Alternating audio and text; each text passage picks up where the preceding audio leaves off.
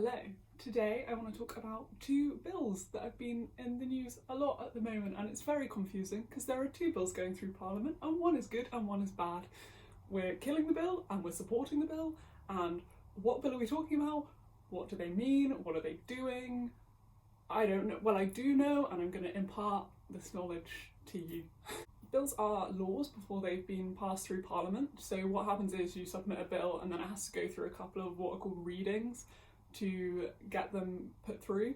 And basically both of these bills are at various stages in their readings through Parliament, which means they're in the process of becoming laws within the UK. The two bills that we're going to be talking about are the Police Crime Sentencing and Courts Bill and the Climate and Ecological Emergency Bill. This is going to be a lot of brain work for me. Let's talk about the Police Crime Sentencing and Courts Bill first. This is the bad bill. This bill is really, really worrying. This bill is taking away a massive human right. It's taking away effectively the right to human assembly, which is protected under Article 11 of the European Convention of Human Rights.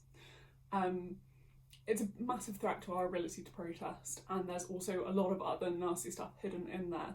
So first we're going to talk about how it's affecting our ability to protest, and then we'll talk about some of the other measures that are going to be really discriminatory if they come in under this bill. So this bill is making changes to the Public Order Act of 1986. It has been updated since then, but this is the latest update that they want to do to it. And basically it talks about any public spaces and what we're allowed to do in them and what we're not. So the bill wants to place restrictions on protest, and it wants to do this through levels of noise is the big thing that they're going to talk about. So what they're trying to do is they're trying to say if a protest is too noisy, so it is disrupting people in local workspaces or people trying to host an event locally or anything like that, then the police have the power to restrict this protest. I don't know if you've noticed, but protests tend to be quite noisy, and that tends to kind of be the point of them. And it is come up in lots of court cases in history, and you are allowed to be noisy at protests. That's part of your human right. So it's going to be serious restrictions if protests are too noisy. And I think the condition is serious disruption. Obviously protests are meant to create disruption, but this is also covers effectively any protest at any time and gives police the discretion of how they want to police that protest. So effectively you're not going to be able to protest unless the police say you can. This is such a vague wording as well, which means that it can be enforced effectively at will. So it doesn't actually cover all protest, it will cover any protest that they want it to cover and they want to restrict, which is not how laws should work. And another problem with this section is that it criminalises anyone who ought to have known about the rules in the bill. So if you're at a protest and you're maybe shouting and they claim that you ought to have known that you weren't allowed to shout because you are disturbing that child over there, then you can be criminalised, which means you can be arrested and sentenced and put in jail. Basically it's recommended that for any non-violent protest you shouldn't be put into custody or have the threat of custody against you as sort of part of your human rights, because otherwise you're trying to basically threaten people into not protesting.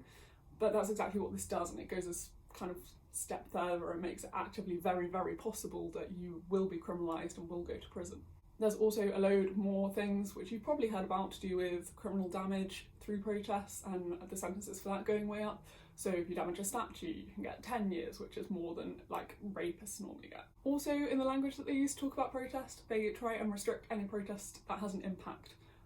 Protests are meant to have an impact. There is no point of having a protest if you don't have an impact. So by doing this, they are kind of effectively outlawing protesting, or any protesting that they don't want to happen. So we've mentioned how this is all quite vague language. What is serious disruption? What is impact? And there are a lot of other words within this bill that don't really have a clear definition. Now the solution the bill proposes is to give the Home Secretary the power to define what these words mean in any situation. Effectively what this is doing is saying that the government can ultimately decide what protests they want to be allowed and which protests they don't. The Home Secretary, without going through Parliament, without having any sort of accountability for this, can decide whether they think a protest is in breach of these things and order it to be sort of removed.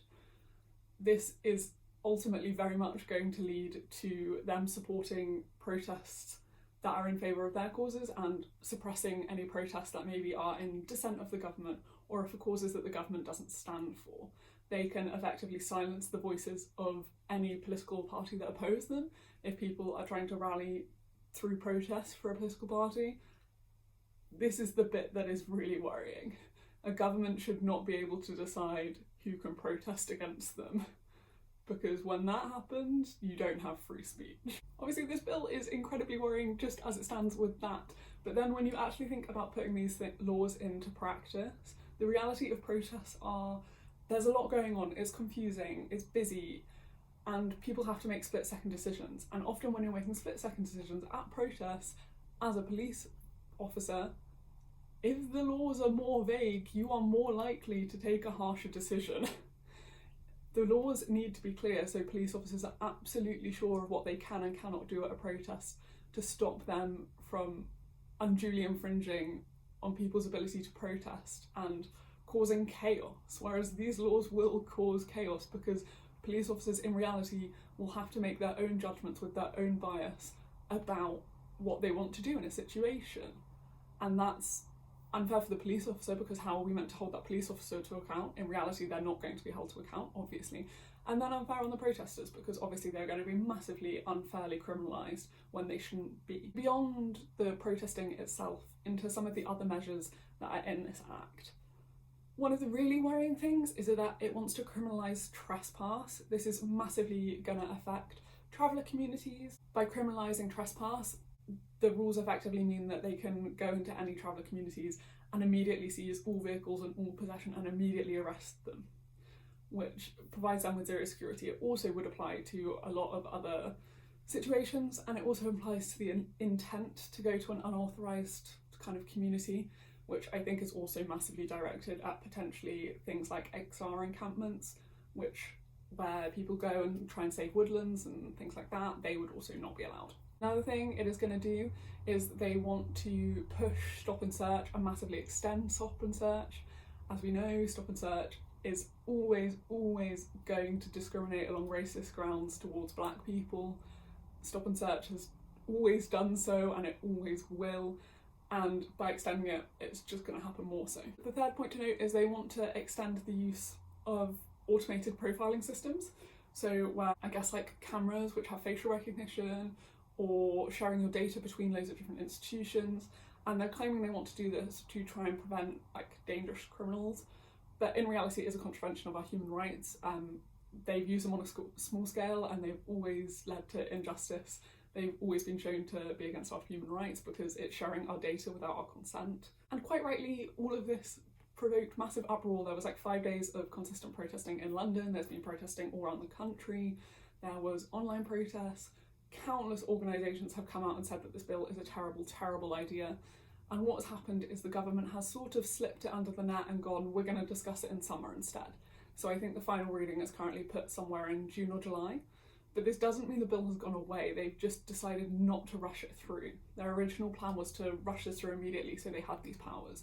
But now they're trying to take a slow approach, and I think are probably hoping that people will forget about it. So what is really important is that you don't forget about it. Please, write to MPs, go on protests, talk about it, use your voice. This is a conversation that we need to make sure carries on going, because otherwise we could quite easily reach August and have effectively lost the right to protest in our country. Let's move on to talking about a slightly happier bill after this. It's the Climate and Ecological Emergency Bill. This is a bill that's been written by scientists, by climate change activists, by academics, by lawyers, basically a massive collective of people who know a lot about the climate and about the ecological welfare of the UK, have written this bill to try and protect those things. It's a really, really positive bill if it gets passed. There's loads of stuff that it does. So it wants to ensure the fairness of the UK in kind of global efforts to reduce emissions, and it wants to hold the UK to account in doing its part as part of that. It also wants to make sure the UK does reduce emissions and has net zero carbon emissions, but it wants to make sure that that is not done at the expense of our ecological environment. So any new technologies that might be harmful to our ecology, we take steps to protect the ecology. It also wants to restore biodiversity within the UK and restore different ecosystems to make sure that we maintain the wonderful amount of wildlife that we have, wants to ensure that all of these things that they are making sure happen are independently evaluated, so the government is held to account for their actions and made sure that this happens, because every single time we've done this in the past, and pretty much any government has claimed to do any of this in the past, they haven't, because basically what they've done is they've gone, oh my god, we're going to do all these things, but they have no way of holding anyone to account, so they don't do the things, but no one has the power to change that. And finally, they want to start a citizens' assembly to work alongside the government on this. So a citizens' assembly is when you have a randomly selected amount of people from the population who work alongside the government and hear from experts and get given a lot of knowledge, but are ultimately just themselves and are there to provide their perspective and viewpoint on what should happen. And it tends to be a much fairer way of ensuring democracy and tends to have much better outcomes than a load of people who are really directly invested in a lot of specific interests and are ultimately just trying to fuel their own power. These people have no ulterior motive in that room, they just want to make the best decision and solve the problem in the best way possible. The Climate and Ecological Emergency Bill is obviously so much better and is definitely something that we wanted to be supportive of. So again, you can email your MP and you can chat about it online and spread the word and try and hopefully get this passed. There's a lot going on in kind of British Parliament politics world, as always. We thought it would end with Brexit, it hasn't ended with Brexit. And that's still a whole other issue that I don't have the knowledge to talk about, but make sure you go read about Northern Ireland, because that shit's not good. But hopefully I've kind of helped clear it up a little bit. I will leave the links to where I got all of the information, because I just did a quick bit of reading for this to get my head around it all. And I would recommend that you do the same too, just so you're like informed about what is going on in our country.